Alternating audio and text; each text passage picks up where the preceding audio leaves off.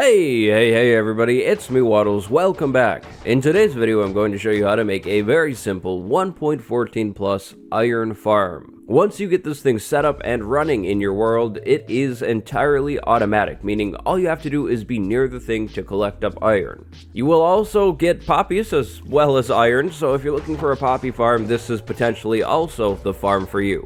A couple iron golems should spawn every minute. This tutorial is for Minecraft Java Edition versions 1.14 and up. This video is being shot in 1.14.4. I'll be walking you step by step through this tutorial, and I will be leaving step timestamps down in the description for your convenience. If you like this video, do me a favor, drop a like, subscribe, comment, notification bell, you know, all of that YouTuber stuff, and remember, fresh gamer gear, that stuff is linked down in the description. Let's move on to the materials.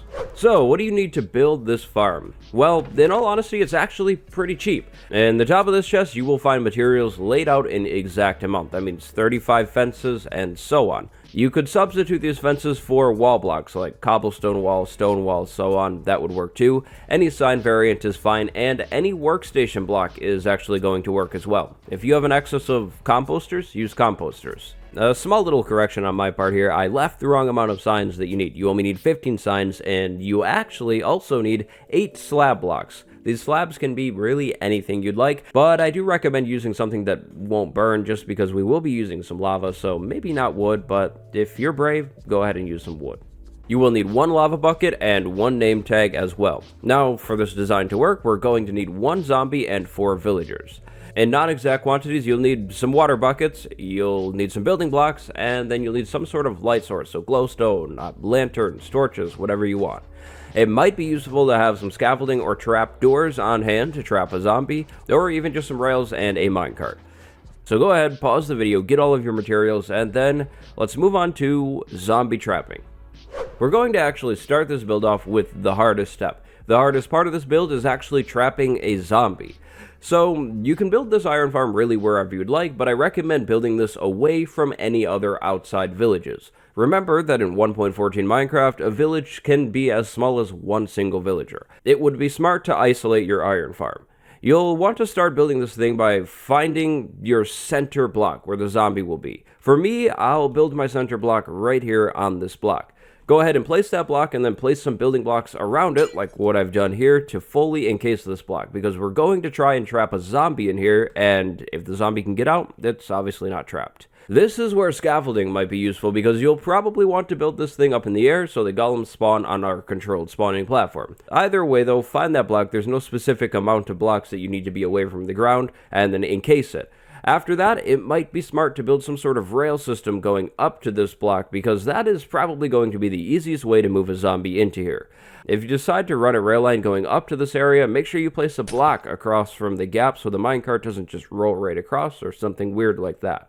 Now, the last thing that you should do before actually capturing your zombie is have a name tag on hand. If you trap your zombie and then walk away from it without name tagging it, it will despawn. So make sure you have a name tag on you before doing this. Now you're going to want to find a zombie and lure it over towards wherever you're moving it up into the sky. Again, I recommend using a minecart. It's pretty easy to lure a zombie into a minecart. You just kind of need to stand on the other side of it and convince it to walk across. It might help to kind of nudge the minecart towards the zombie a little bit, like that. There you go. Now we have a zombie in the minecart. Go ahead and nudge your zombie onto a rail line that you've probably already set up at this point, and make sure it goes all the way up to the top. Something like that is perfect. After that, you can go ahead and get your zombie out of the minecart if you'd like, but you definitely don't have to do that. You can leave the zombie in the minecart.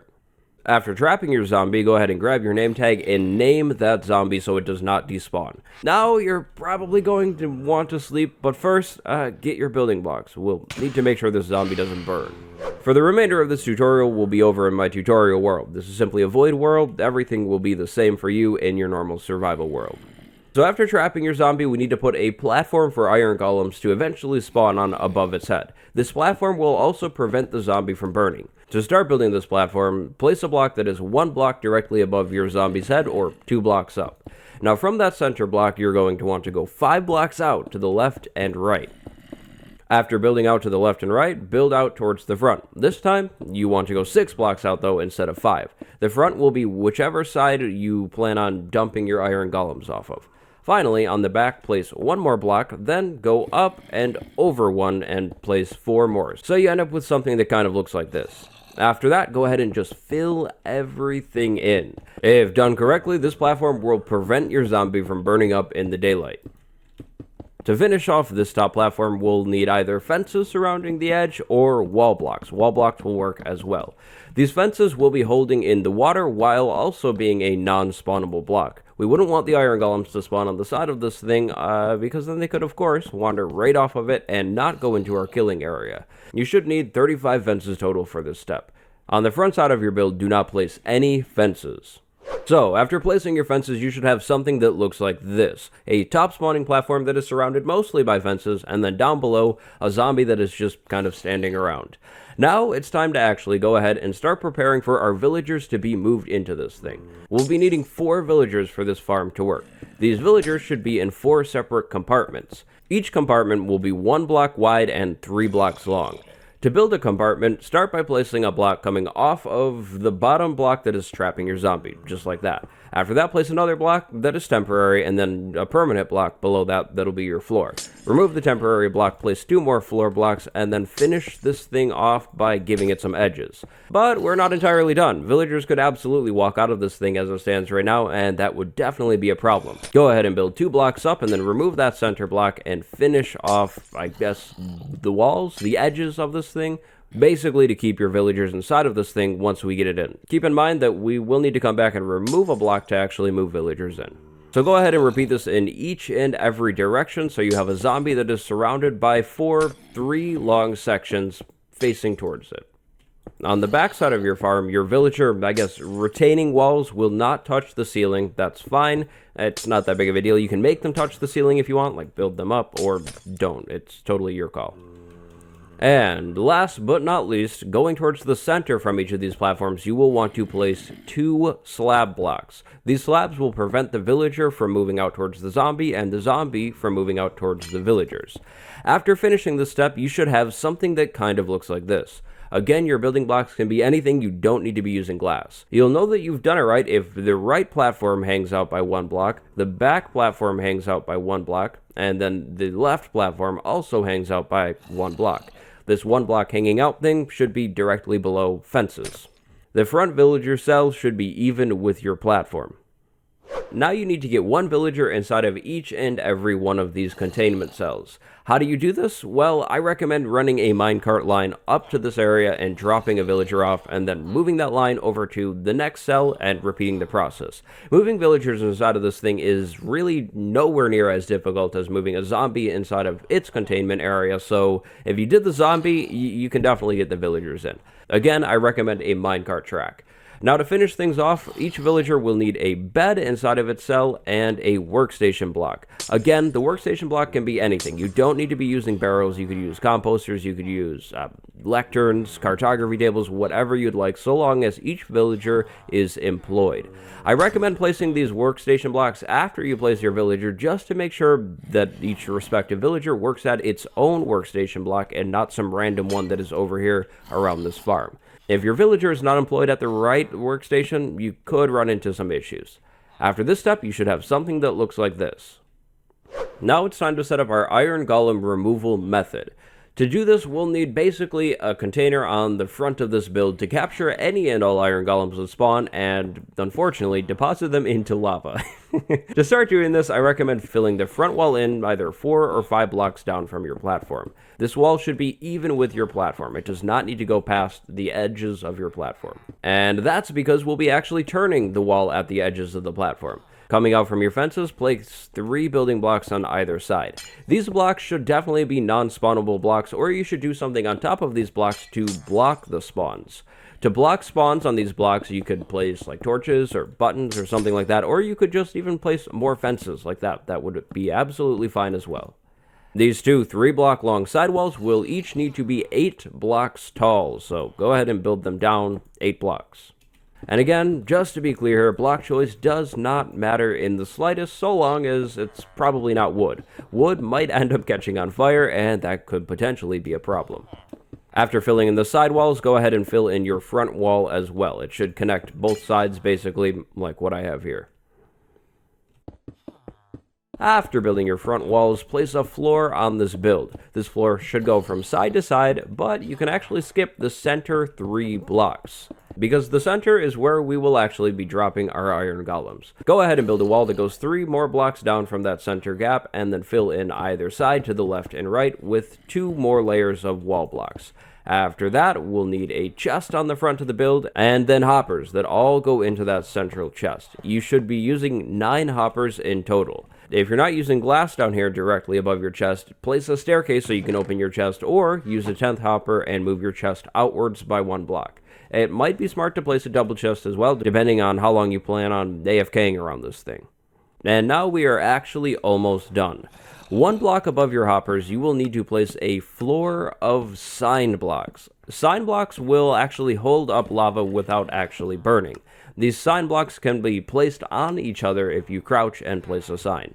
So that step should use 9 total signs. After that step, you'll need 6 more signs. Go ahead and place a row of signs at the end of either, platform or floor down here to prevent water from spilling down into the lava area. Something just like that.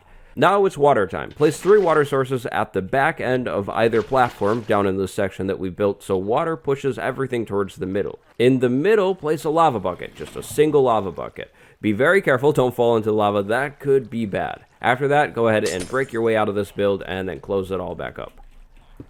Last but not least, we need some more water on the top of this build to move any golems that spawn over to our killing area.